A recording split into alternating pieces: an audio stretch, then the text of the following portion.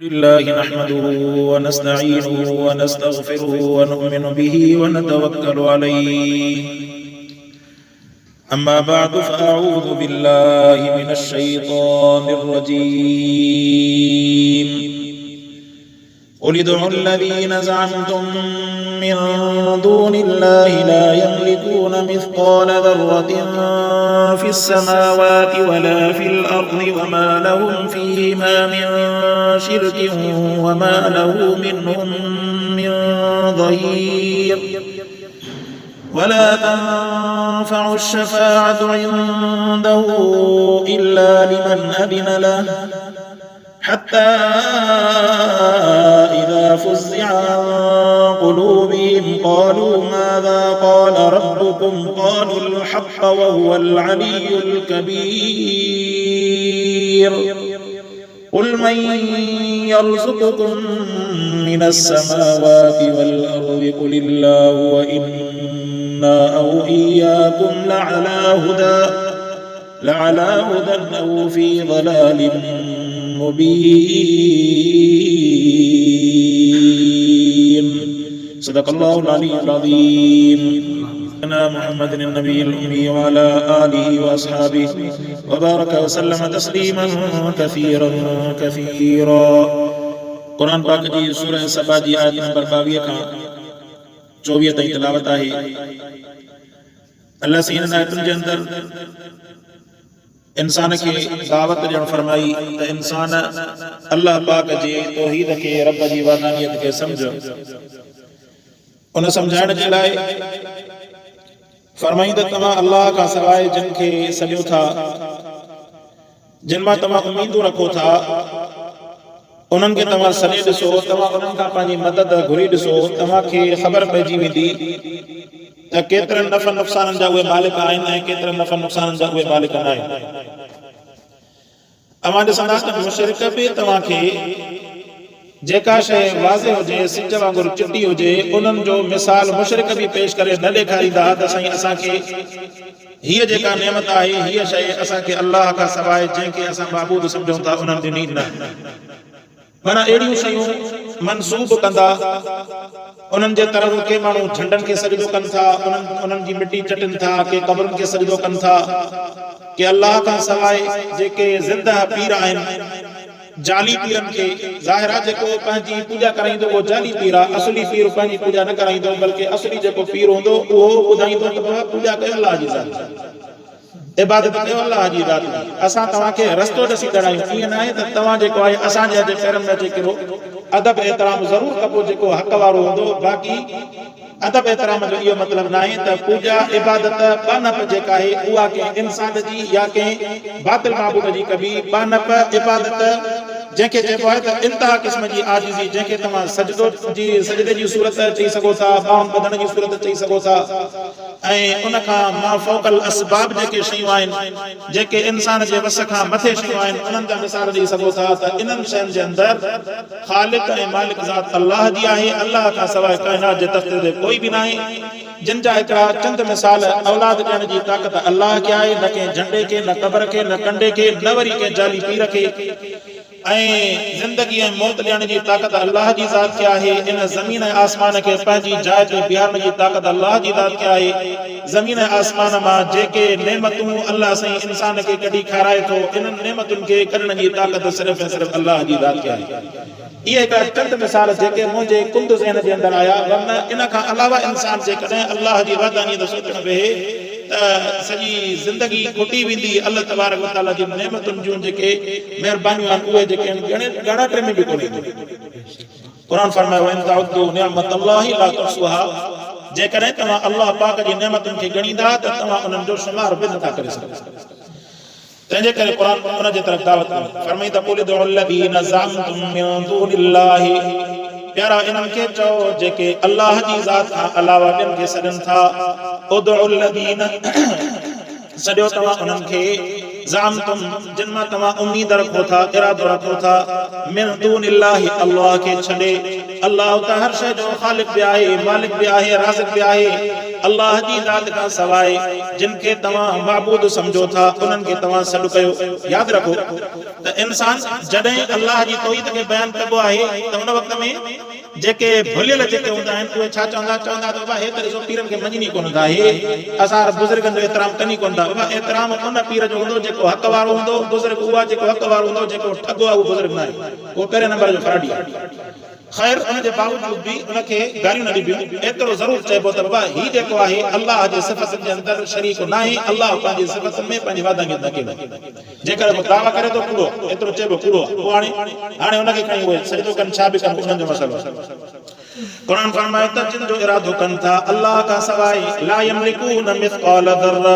इहे त दुनिया जे अंदरि हिकिड़े वारीअ जे दाणे जे बराबरि बि जेको ज़रूर हूंदो आहे उन जा बि मालिक न आहिनि। वारी जो दाणो बि ठाहिण जी मसइला ई माना कारो ठाहींदा मिटी में ठाहींदा, मिटी खे ज़रा ज़रा कंदा कि मिटी अल्लाह ठाही आहे, तोखे ताक़त आहे थोरी नई शइ ठाहे ॾेखार वारी जे दाणे जे बराबरि। मखे खे पैदा भी अल्लाह कयो। अल्लाह से कुरान के अंदर फरमाई त ये जेके भी अल्लाह का सवा जिन के सरन था ये मखे जे पैदा करण ते तकादर ना आहिनि, पर फरमाई त मखे जे करे इन्हनि खां का शइ खसे वञे त मखे खे मारे त सघनि था, मखे खां उहा शइ छॾाइण जी ताक़त नथा रखनि। अल्लाह सही एतिरा मिसाल ॾेई करे कुरान जे अंदर सम्झायो, पर उहो बि अबोज क़ौम जेका आहे इन मिसालनि खे सम्झण जे लाइ तयार न आहे। फरमाई त ला यमलिकून मिस्क़ाल ज़र्रतिन फिस समावाति वला फिल अर्ज़, ये नाहिन मालिक ज़मीन आसमान जे अंदर वारी जे दाणे जे बराबरि, जेके पंहिंजे जिद जा मालिक न आहिनि, ॿिया जा मालिक आहिनि। वला फिल अर्ज़, न ज़मीन में न आसमान में, वमा लहुम फीहिमा मिन शिरकिन, ऐं फरमाई त इहे ज़मीन आसमान में अल्लाह जा शरीक बि न आहिनि। वमा लहू मिनहुम मिन ज़हीर, ऐं फरमाई त इहे सभु जेके बि बातिल माबूद समझो था इहे अल्लाह सां गॾु कंहिं बि क़िस्म जा मददगार न आहिनि।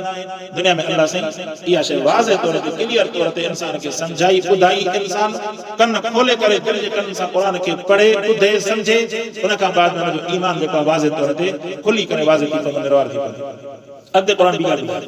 फरमाईंदा वला तरफउ शफाअतु इंदहु इल्ला लिमन अदीन ला, क़यामत जे ॾींहुं जेका सिफारिश थींदी न, करे माण्हू इहो बहानो कंदा आहिनि साईं असां गुनाहगार आहियूं, हे असांजी सिफारिश कंदा, फलाणा असांजी सिफारिश कंदा। मुंहिंजा दोस्तो अल्लाह फरमायो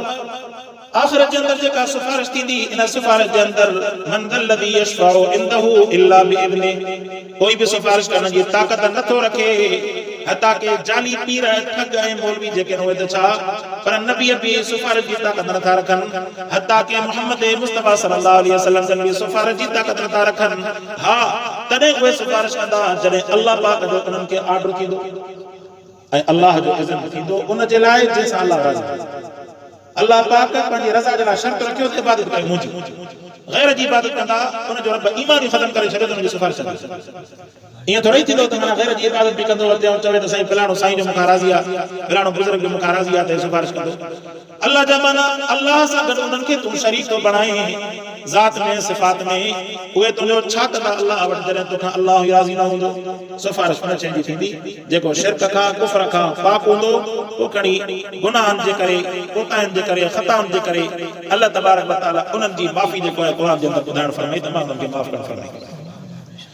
फरमाई त वला तनफउ शफाअतु इंदहु, न मुनाफ़ो ॾींदी शफाअत नफ़ो न ॾींदी अल्लाह वटि इल्ला,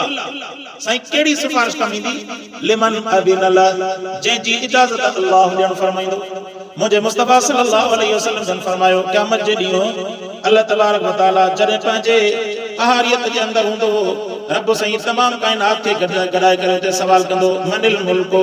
कंहिंजे अंदरि बि जवाब ॾियण जी सलाहियत न हूंदी, इजाज़त न हूंदी, पाण ई रब साईं फरमाईंदो लिल्लाहिल वाहिदिल क़हार, दुनिया जे अंदरि मुख़्तलिफ़ क़िस्मनि जूं दावो करण वारो अॼु आख़िरत जे अंदरि कंहिंजी बि बादशाही न आहे। अॼु जेकॾहिं बादशाही आहे त वाहिद क़हार जी बादशाही आहे। अल्लाह साईं पाण जेको आहे उते ऐलान करे फरमायो, पोइ पाण साईं फरमायो मां अल्लाह तबारक व तआला जे इन मक़ाम महमूद ते ॾिनल इजाज़त जे तहत सजदो कंदुसि। ख़बर न आहे त केतिरा ॾींहं सजदो कंदुसि, केतिरा लिखनि था त 70 ॾींहं, केतिरा लिखनि था 15 ॾींहं। इन मक़ाम महमूद वारी जाइ ते अल्लाह पाक जे अर्श जे हेठां मोहम्मद मुस्तफा सल्लल्लाहु अलैहि वसल्लम जन सजदो कंदा। पाण फरमायूं त मां उहा तरफ़ जी वाखाण कंदुमि, उहा तरफ़ जुल जलाल जी तारीफ़ कंदुसि जो अॼु मूंखे उन तारीफ़ जा कलमात बि मालूम न आहिनि। अल्लाह पाक पाण जेको आहे मूंखे इलामी तौर ते उहे लफ़्ज़ ॾेई करे पंहिंजी तारीफ़ मोहम्मद मिठड़े जी ज़बान में करण फरमाईंदो। अल्लाह से तारीफ़ पंहिंजी वणंदी आहे रसूलुल्लाह सल्लल्लाहु अलैहि वसल्लम जे ज़बान अतार मां अल्लाह से तारीफ़ कराईंदो हा उम्मत खे बख़्शण जो अथस ये बान अल्लाह पाक जा आहिनि रसूल खे पाण जेको आहे अल्लाह से मक़ाम महमूद अता फरमाईंदो मक़ाम महमूद ते उते रसूलुल्लाह सल्लल्लाहु अलैहि वसल्लम जन सजदो करण फरमाईंदा सजदे जे अंदर उहा तारीफ़ कंदा जंहिं तारीफ़ जे अल्लाह से उन्हनि खे ताक़त ॾियणी पाण करीम सल्लल्लाहु अलैहि वसल्लम जन फरमायो जॾहिं तारीफ़ करे करे ॾींहं गुज़रंदा वेंदा अल्लाह पाक जॾहिं राज़ी थींदो जॾहिं रब चाहींदो रब साईं हुकुम फरमाईंदो या मोहम्मद ए मोहम्मद तो तारीफ़ जे अंदर इंतहा करे सुभान अल्लाह मोहम्मद सल्लल्लाहु अलैहि वसल्लम जन हाणे तारीफ़ बि उहो काइनात जो सरदार करे काइनात जो आका करे अल्लाह जी तारीफ़ करे न सही काइनात जी कहिड़ी सलाह त पाण असांजी तारीफ़ कंदा अल्लाह पाक जे तरफ़ खां आर्डर ईंदो ए मोहम्मद सल्लल्लाहु अलैहि वसल्लम इरफा रसक पंहिंजे चेहरे मुबारक खे मथे खणो सल तो त फरमाईंदा तूं सवाल कंदो वञ अल्लाह जे तरफ़ खां तोखे ॾिनो वेंदो वशफा तो शफा फरमाईंदा जंहिंजी तूं सिफारिश कंदो वञे तूं सवाल कंदो वञ मां तोखे ॾींदो वेंदुसि ऐं फरमाईंदा तूं सिफारिश कंदो वञ मां अल्लाह तोखे हुन सिफारिश जे बदिले अता फरमाईंदो वेंदुसि फरमाए इल्ला लिमन अज़न अल्लाह जंहिंखे इजाज़त मिलंदी उहो सिफारिश कंदो ऐं जंहिंखे इजाज़त न मिलंदी उनखे सिफारिश करण जी का ताक़त न हूंदी तंहिंजे करे कानून हलंदो अल्लाह जो रबी कानून हलंदो उन सिफारिश खां बाद में हर कंहिं फ़ैसिलो थींदो केरु जन्नती केरु जहन्नमी फरमाईंदा हत्ता इज़ा फ़ुज़िअ अन क़ुलूबिहिम क़ालू माज़ा जॾहिं अल्लाह पाक जा अहकाम नाज़िल थींदा आहिनि मथां अर्श तां हामिलीन अर्श जेके फ़रिश्ता हूंदा आहिनि उहे पंहिंजे परनि खे झुकाए करे अल्लाह पाक जा हुकुम ॿुधंदा अल्लाह पाक जा हुकुम ॿुधनि हुकुम ॿुधण खां बाद में हेठां फ़रिश्ता वरी हुन खां हेठां फ़रिश्ता सतें आसमान जा हुन खां पोइ छहें जा पंजें जा चौथें जा टें जा ॿिए जा हता कि ज़मीन वारे आसमान ताईं इहे फ़रिश्ता हिक ॿिए खां जॾहिं अल्लाह जा आर्डर नाज़िल थींदा आहिनि हुकुम नाज़िल थींदा आहिनि ॿुधंदा आहिनि हेठां फ़रिश्ता मथां खां पुछंदा आहिनि छा रब साईं चयो चवंदा कालू मागा छा चयो अल्लाह साईं पहिरियां त रब जे हुकुम जो रोब एॾो हूंदो जो उहे जेके घबराइजी वेंदा अल्लाह अल्लाह पाक पंहिंजो रोब क़ाइम करणु फरमाए थो उहे फ़रिश्ता घबराइजी वेंदा पोइ हेठां हुननि खां पुछंदा ए मथियां फ़रिश्ता हो कालू मागा छा चयो असांजे रब त उहे सभ खां पहिरियां तस्दीक़ कंदा चवंदा काल रब्बुकुम तव्हांजे रब जेको बि चयो कालुल हक़ सची ॻाल्हि तस्दीक़ कंदा माना बग़ैर कंहिं बि चूं चराजे इहा ॻाल्हि न त चवंदा त हीअ ॻाल्हि नाज़िल थी हुन ते हाणे सोचूं भले सच आहे या कोन्हे ये दुनिया जा आक़िल इहे जेके आहिनि दीन जे मामले में वेठा वेठा सोचींदा आहियूं हुन ते पंहिंजूं दॿूं वेठा छॾींदा बाक़ी दुनिया जे मामले में कंहिं माण्हू जेको आहे गुड़ जी आङुर हई हुनजे पोयां वतन पोइ नचंदा हल त बाबा सकाफ़त था मल्हायूं हल त हेॾा कमु कयूं न को मक़सदु न को वजूद न को छा ज़रूरत ज़िंदगी जेका इंसान जी तबाह लॻी पई आहे इंसान जेको आहे सिर्फ़ु इहो पंहिंजे होश में कुझु लॻो पियो आहे अल्लाह जो हेॾो प्रोग्राम रसूलुल्लाह जो हेॾो दीन उन जे तरफ़ इंसान अचण जे लाइ तयारु न आहे जंहिंजे सचाई में कंहिं क़िस्म जो शुबो न आहे फरमाईंदा कालू मादा फ़रिश्ता चवंदा साईं छा चई काल रब्बुकुम चवंदा त तुंहिंजे अल्लाह जेको बि चयो सच चयो काल हक़ फरमाई सच चई वहुवल अलीयुल कबीर इहा बुलंद ज़ात आहे जेका वॾी आहे सभिनीनि खां ज़ात कुल में यरज़ुकुकुम मिनस समावाति वल अर्ज़ क़ुरान फरमायो प्याराइननि खे चओ केरु आहे जेको तव्हांखे रिज़्क़ थो खाराए ज़मीन ऐं आसमाननि जे अंदरि कुलिल्लाह फरमाईंदा प्याराइननि खे ॿुधाए त ज़मीन ऐं आसमाननि जे अंदरि जेके बि मख़लूक़ आहिनि सभिनीनि खे रिज़्क़ खाराइण वारी ज़ात अल्लाह जी वइन्ना औलियाकुम कोइनन का पुछो त पोइ सच्चा असां क़ुरान वारा आहियूं तव्हां जेके क़ुरान जा मुनकर आहियो तव्हां ला ला हुदन फी दलालिम मुबीन काश जो ये हिदायत में अचनि औ फी दलालिम मुबीन या वरी जेकर पहिला हूंदा त गुमराही जे अंदर पिया हूंदा अल्लाह पाक खां दुआ आहे अल्लाह से अमल करण जी तौफीक अता फरमाए आखिर दावना अल्हम्दुलिल्लाह।